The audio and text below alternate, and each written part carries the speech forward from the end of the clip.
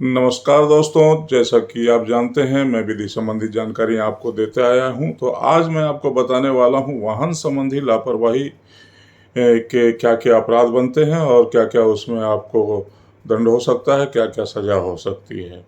वाहन जो है सावधानीपूर्वक चलाना चाहिए। यदि आप वाहन असावधानीपूर्वक चलाते हैं, गैर जिम्मेदारी से चलाते हैं, लापरवाही से चलाते हैं और कोई दुर्घटना हो जाती है, हाँ, आपको दुर्घटना नहीं करना है, ये सामान्य सी बात है। लेकिन यदि दुर्घटना हो जाती है तो आपके ऊपर भारतीय दंड संहिता आईपीसी की धारा 279 लापरवाही पूर्वक वाहन चलाने के लिए लग सकता है। और इस लापरवाही के लिए आपको 1,000 रुपये तक का जुर्माना या 6 माह तक का दंड हो सकता है।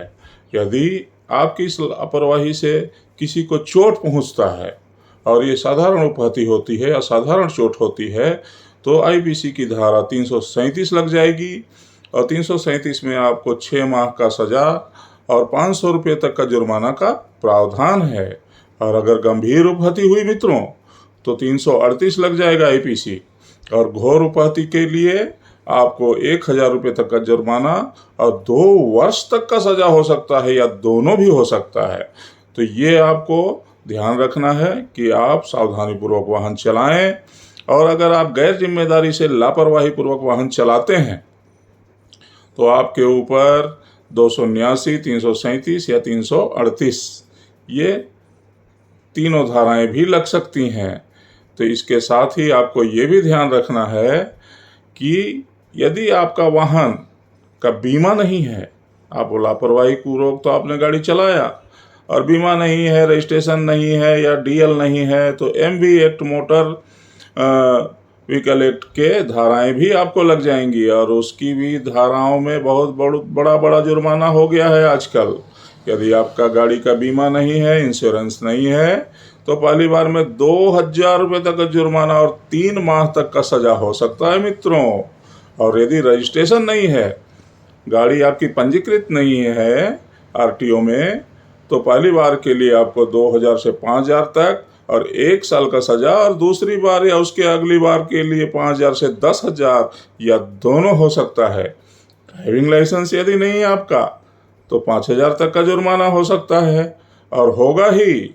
और दूसरी बात, यदि आप शराब पी करके वाहन चलाते हैं तो आपको 10,000 रुपये तक का जुर्माना होगा मित्रों। तो ये सारी जानकारी आपको मैंने इसलिए दिया कि आजकल लोग बहुत तेज़ी से गाड़ियां चलाते हैं, लापरवाही पूर्वक गाड़ियां चलाती हैं और लोगों का जान जो है संकट में आ जाता है। आपके एक असावधानी से किसी का जीवन संकट में आ जाता है, कोई विकलांग हो जाता है, परमानेंटली डिसेबल हो जाता है, कोई टेम्परेरी डिसेबल हो जाता है। तो इससे उसके परिवार को गंभीर क्षति पहुंचती है, उस व्यक्ति को गंभीर क्षति पहुंचती है। तो मित्रों, ये मैंने आपको धारा के संबंध में बताया और लापरवाही पूर्वक वाहन चलाने के संदर्भ में बताया।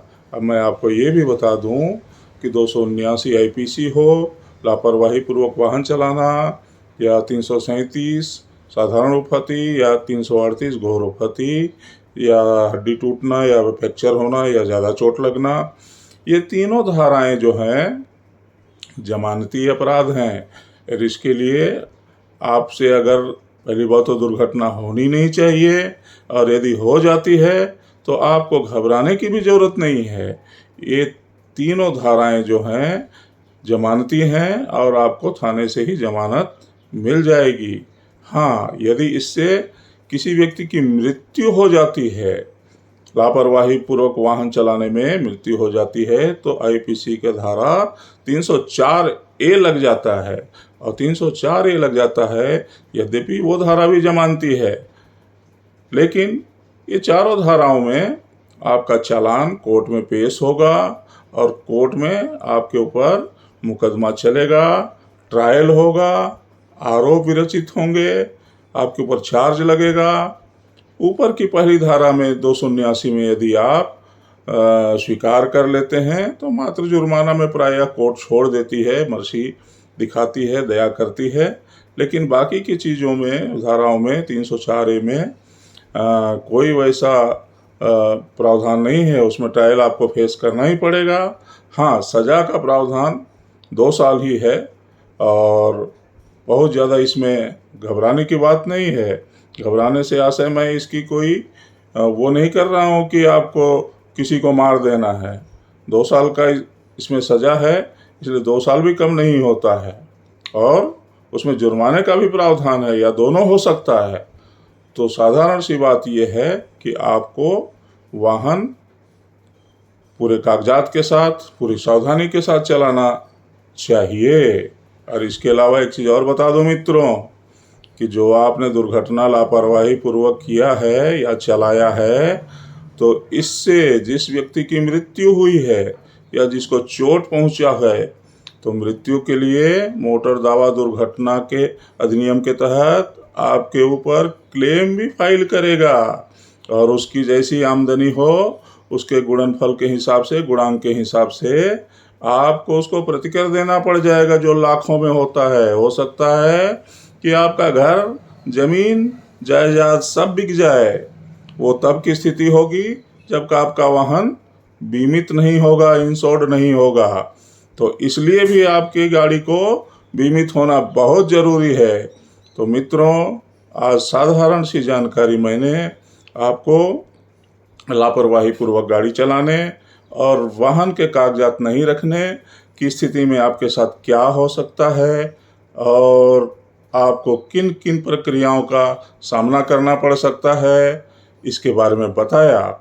तो आपको ये जानकारी कैसी लगी, आप मुझे कमेंट में ज़रूर बताइएगा और मेरे इस चैनल को सब्सक्राइब करना ना भूलें, बेल आइकन को दबाएं और इसको लाइक करें, शेयर करें। आज के लिए इतना ही। जय हिंद, जय भारत।